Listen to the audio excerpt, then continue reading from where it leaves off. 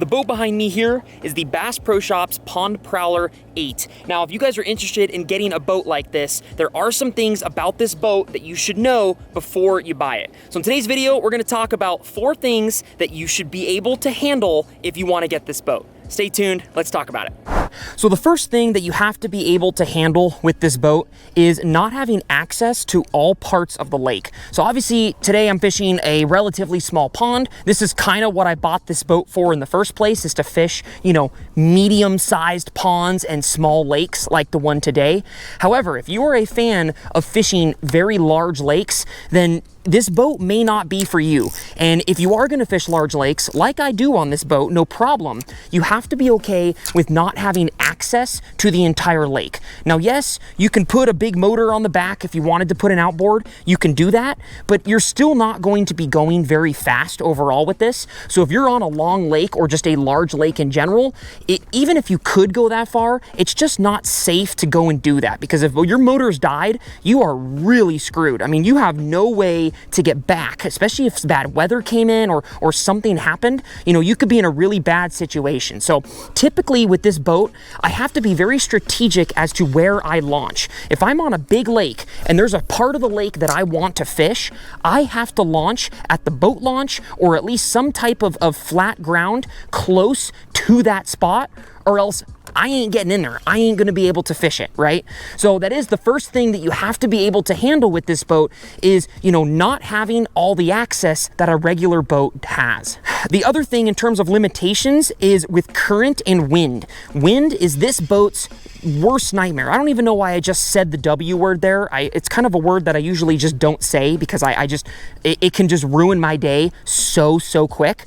But wind is one that can really affect how you fish, as well as current. So if you like fishing rivers and you like to have access on, you know, all parts of the river, this is probably not going to be a boat for you unless you're okay with having another person and doing maybe a shuttle, you know, where you launch here, you drift down, and then you pick up right here. You know, you're typically not going to be able to run back up river with this boat like you would a jet boat or even some shallow John boats. That is the first limitation with this boat. And if you're okay with that, if you mainly fish small water, or you are very specific on the area you want to fish on a lake, then this boat may be for you. The other thing that you have to be okay with this boat is fishing solo. Now, you guys have seen on many videos, I have brought people out here to fish with me on the boat, but even when I do that, it is very crowded. Even if we're both not casting, we're both just sitting down trolling, there's not a lot of space on the boat, and that can be a hindrance to your fishing. Like I definitely, when I have people out with me, there's a very good chance that we're not going to catch as many fish as we usually would, or as I usually would solo. And it's just hard because there's not a lot of space on this boat. Yes, you can fish 2 people if that's what you're wondering. A person can sit right here and fish. I've done it many times, but you have to be very selective with the gear that you bring and just everything overall that you do while you're, you know, with the person. You have to watch how you cast. You know, there's a lot of considerations you have to have while you're fishing. Now, because I film a lot of videos and because just, you know, I like to fish on weekdays, I typically fish alone anyway. So for me, that's fine. You know, especially if I'm filming a video, I like to film videos more solo. And so, you know, for me, that's totally fine, that works. If you're wanting to fish with a bunch of people, if you're a really social person, then this boat may also not be for you. Okay, now the third thing here is one that is very important to a lot of people, and that's going to be missing out on a lot of basic features. And what I mean by that are things like, you know, storage lockers for your gear, built-in live wells, anchor systems, navigation lights, certain things like that. You just aren't going to be able to do, if you can do a lot of them on the boat, but you're not going to be able to do them as efficient as you would on a larger boat. So just keep in mind that you're either going to not have it, or you're going to have a compromised, or I guess just not as efficient version of it. Now, like I said, you could build a lot of these on the boat if you wanted to, but then again, that's going to take some serious time and money to build those features on this boat, all for something that you wouldn't even have to do if you just bought a larger boat, right? So if you're okay losing out out on some of those other features,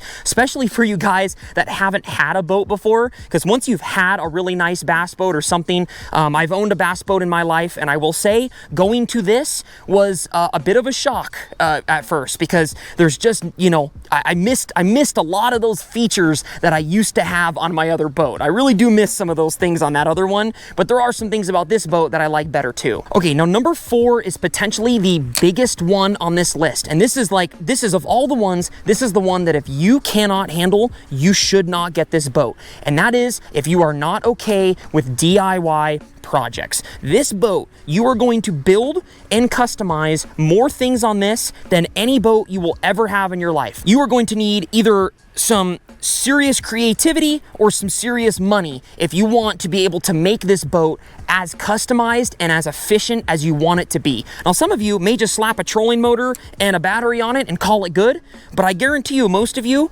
are gonna fish with this thing for a couple trips and go, oh yeah, okay, I'm gonna wanna put some more stuff on this. And you're gonna immediately make a lot of changes to this. And you gotta be okay with that. If you're okay with a bunch of DIY projects, that is something that I personally love. I love to customize stuff. All my buddies that fish with me always make fun of me because every time I buy something, I always add or take something off of it to customize it, because that's just what I do. I like making things my own. And so if you like stuff like that, then this boat is going to be 100% for you. But if you do not like to do that stuff, if you want as easy as possible, if you want to be able to just buy a boat and go out and fish with everything you want and you don't have to worry much about stuff, then this boat is not for you. This is going to take some creativity. This is going to take some days where you're not fishing. You're just sitting around building things on the boat and testing things on the boat. So if you're okay with that, then you're going to love this boat. I personally, that's one of the big reasons why I got this boat, is because I've seen so many videos online of guys customizing this boat,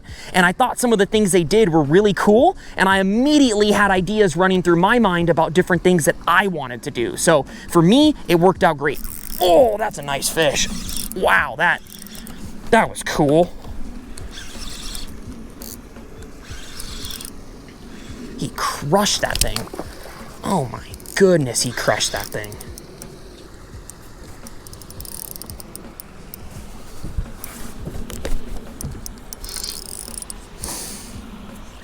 Come here, buddy. Oh, he's barely hooked. Oh, come here. Woo! And there we are. Beautiful fish. Oh, that was cool. Peace, buddy. Rad.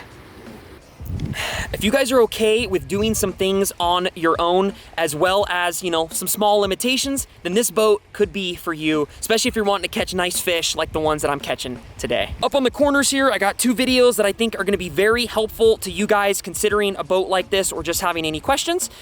Consider subscribing. I post a lot of adventures on this boat and a lot of different tips and tricks and different things, and subscribing would help me and you out at the same time. Hope you guys got a kick out of today's video. See you guys next time on Humbug Videos.